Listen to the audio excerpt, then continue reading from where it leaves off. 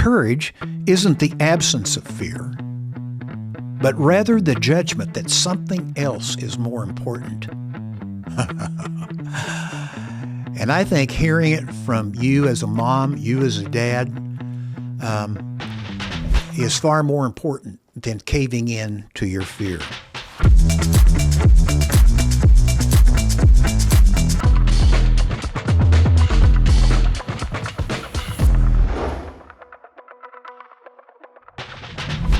Hi, I'm Dennis Rainey, and I want to welcome you to Inspiring Courageous Faith.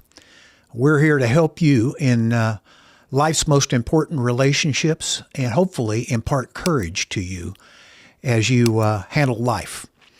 When you think about courage, what do you think about?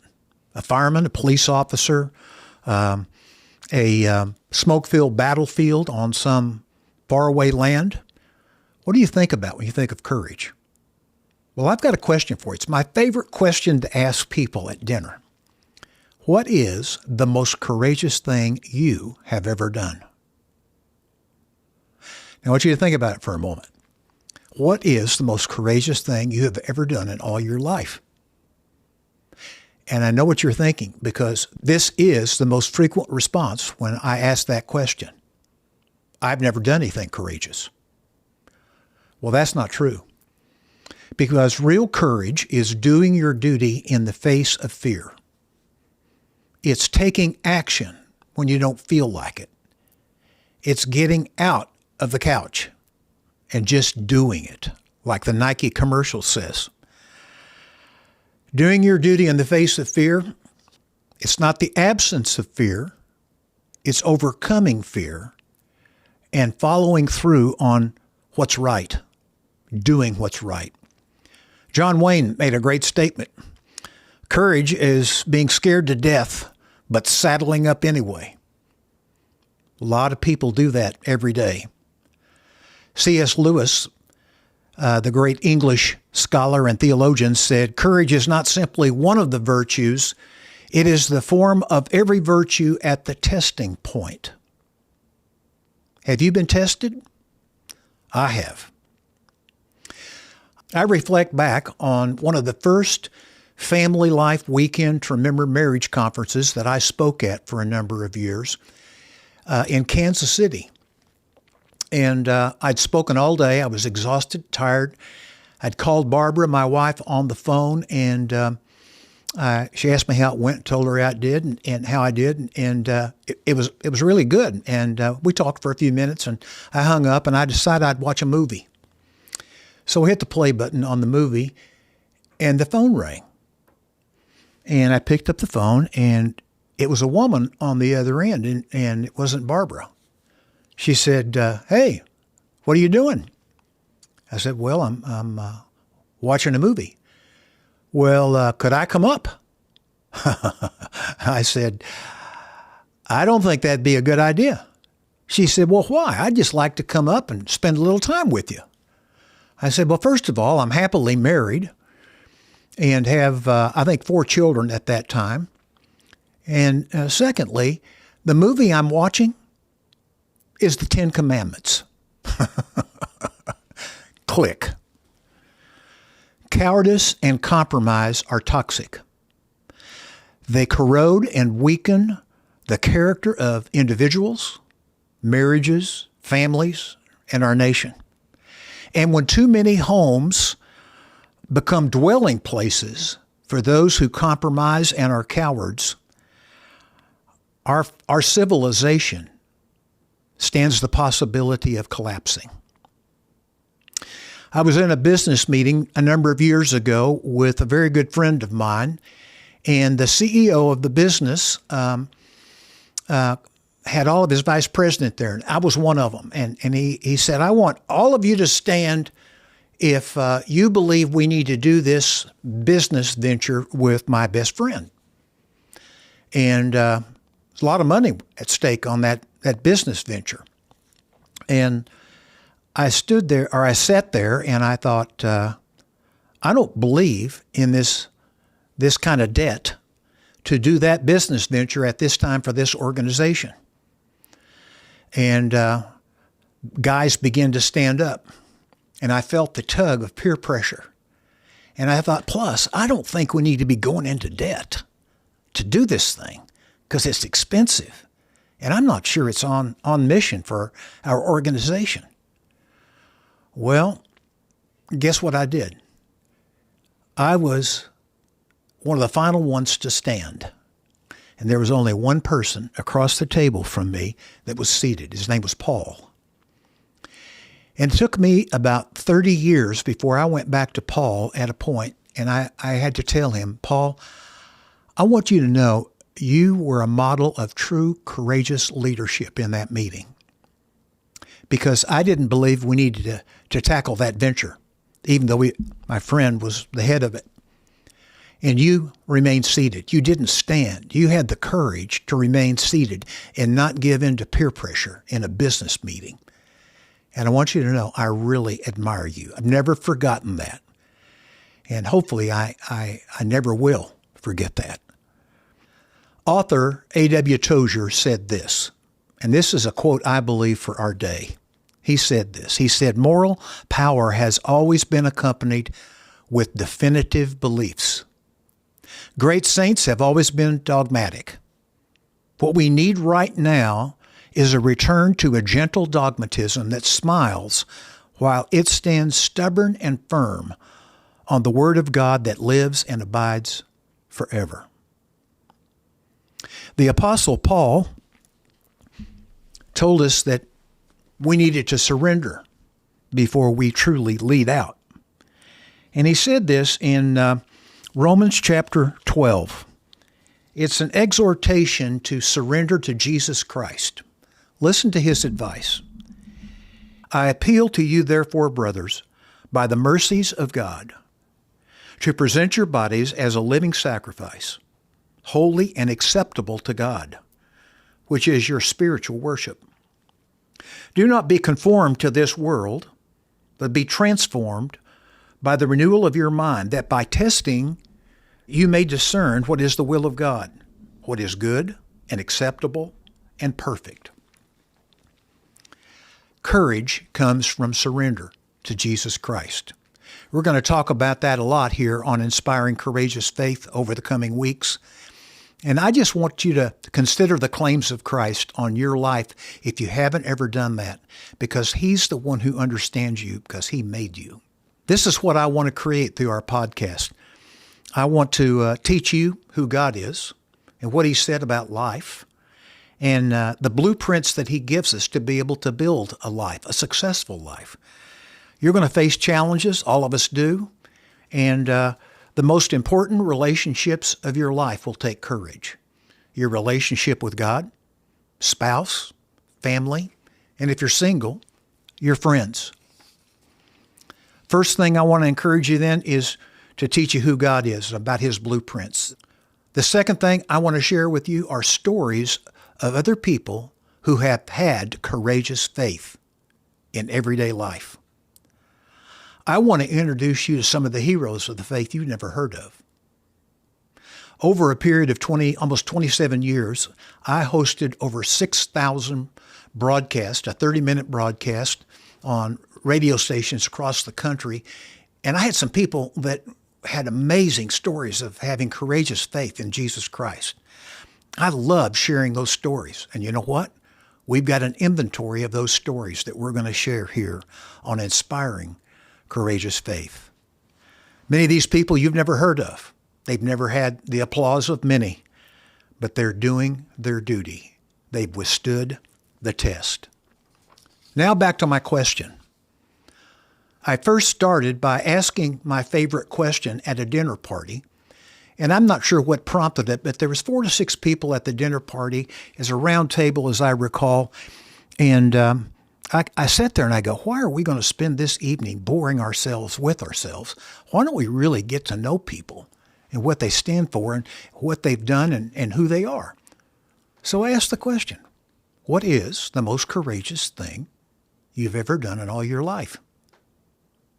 There was silence.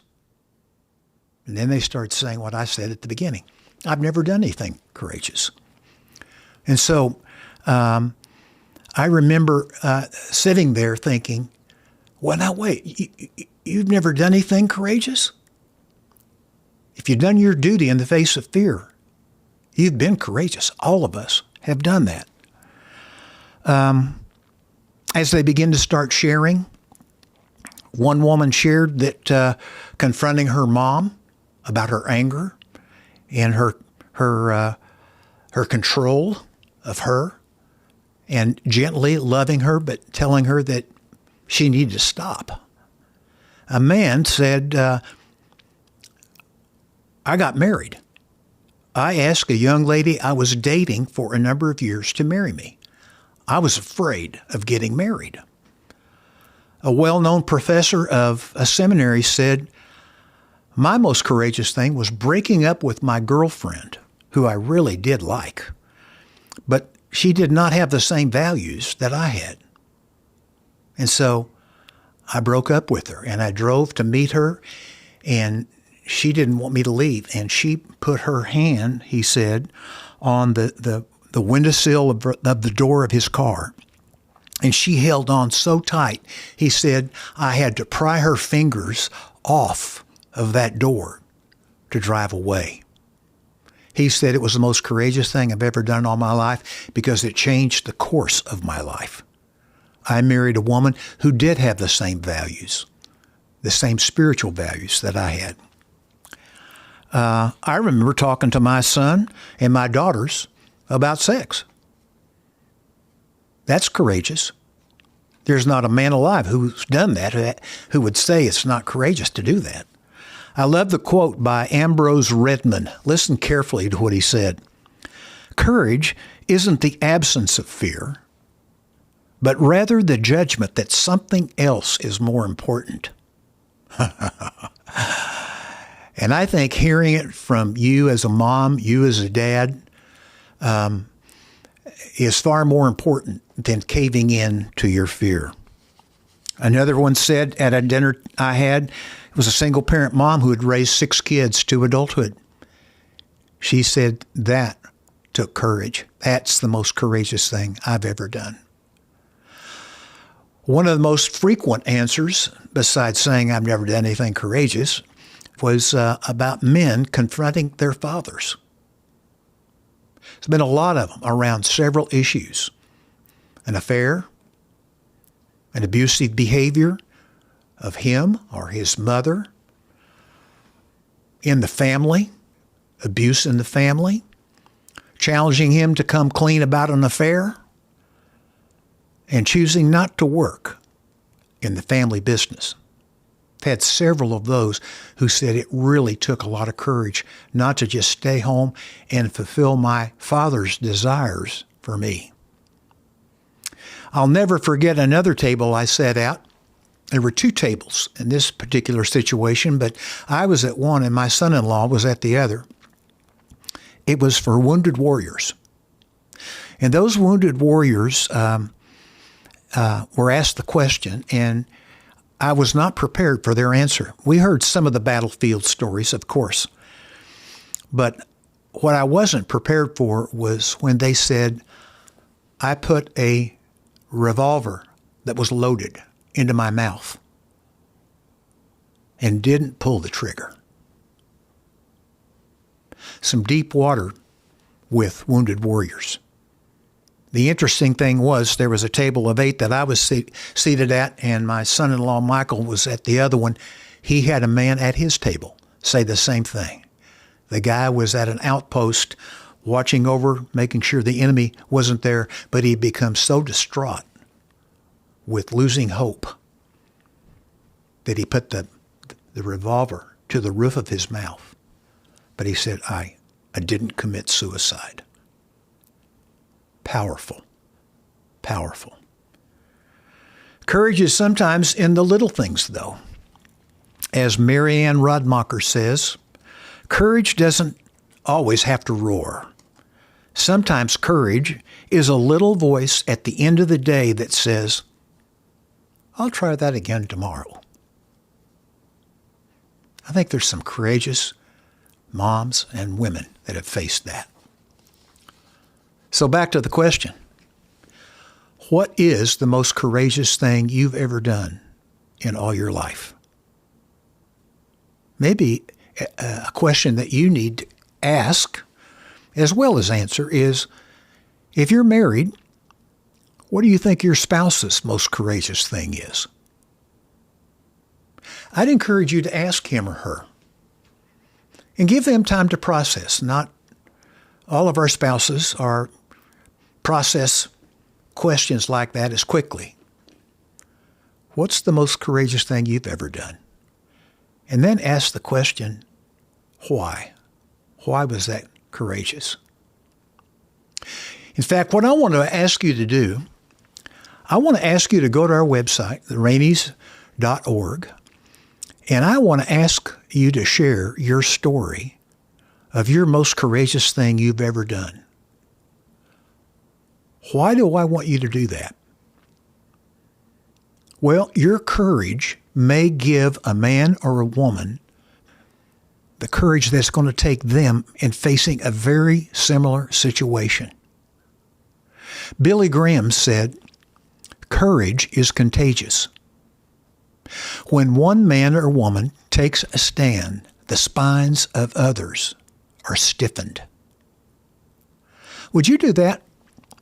Would you, at the end of this podcast, click on that spot to go to theraineys.org and just briefly write out in a short paragraph or two the circumstances surrounding your most courageous act. Perhaps an even more important question right now is, what are you facing in your life, your marriage, your family, or at work that is knocking the ribs out of your side? It's kicking the daylights out of you. And you've got to do something. You have to act. Will it be compromise or will it be courageous?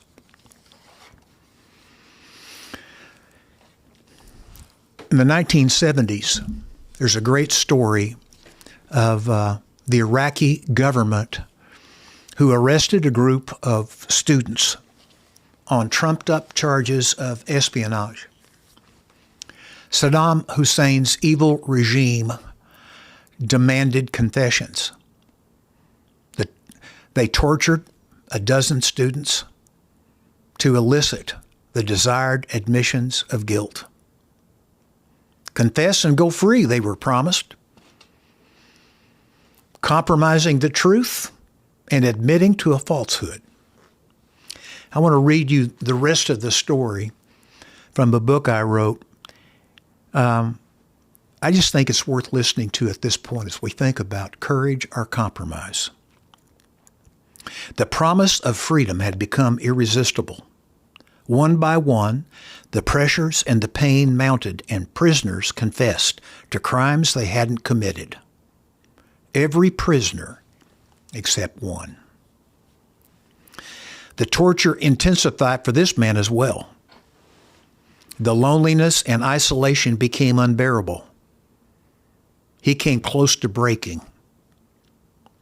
Recounting his friend's story in the Wall Street Journal, Mark Halperin, a writer of presidential speeches, wrote this: "Then they announced that they were finished with his case and that he could simply confess or die. A confession lay before him as they raised a pistol to his head. They cocked the hammer and started the countdown. He had heard the executions from his cell. Sign your name, he was told, and you will live. But he refused. He closed his eyes, grimaced, and prepared to die. They pulled the trigger. When he heard the click, he thought he was dead." I'm laughing because unbelievable moment for the guy. Halperin writes, "The gun, however, had not been loaded." Halperin's friend was eventually released. He discovered afterward that every other prisoner who had confessed was later hanged in the public square. Then listen to this. Only he survived. The moral of this story is clear. Compromise represents a far greater risk than courage.